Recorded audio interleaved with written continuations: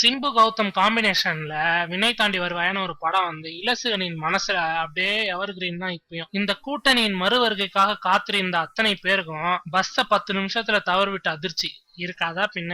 படம் பார்க்க மனசு இருந்தும் பர்ஸ திறந்தா காத்து தானே வருது. எல்லாம் பிரதமர் மோடியின் கைங்கரியம். கோயம்பேடு காய்கறி மார்க்கெட்டையும் சிந்தாரிப்பேட்டை கருவாடு மார்க்கெட்டையும் ஒண்ணுமில்லாமல் ஆக்கிவிடும் போல் இருக்கிறது பேங்க் மற்றும் ஏடிஎம் வாசலில் நிற்கிற கூட்டம். சட்ட கசங்கி சைடு பட்டன் கிழிஞ்சு வெளியே வந்து அன்றாட சோற்றுக்கு இலை வாங்குவதா அச்சம் என்பது படத்துக்கு போவதா என்றால் யார் என்ன முடிவு எடுப்பார்கள் என்பது பளிச்சென்று சொல்லிவிடலாமே. அப்படிதான் தமிழ்நாட்டுல பாதி தியேட்டர்கள் ஈயாட வைத்து விட்டார் மோடி. இதுல பெரிதும் அடி வாங்கி விட்டதான் அச்சம் என்பது மடமேடா. போட்டிக்கு பெரிய படம் எது இல்லாம வெளியே வந்த அச்சம் என்பது மடமேடா ஒரு போட்டி இல்லாத நிலையிலேயே நிலை குறைந்து போயிருப்பதுதான் பேரதிர்ச்சி. சிம்பு ரஹ்மான் கௌதம் மேனன் கூட்டணிக்கு முதல் நாள் கலெக்ஷன் 4 கோடி ஆகுமா. ஆனா இப்போதைய வசூல் வெறும் 2 கோடி 68 லட்சம் தான். நாட்டுல இருக்கிற எல்லா ஏடிஎம்மும் ஃபுல்லா ஆனாதான் கௌதம் மேனன் பாக்கெட்டும் ஃபுல் ஆகும் போல இருக்கு. மொஸ்கட் எப்படி மோடி வேஷத்துல வந்து கடிக்கணும்.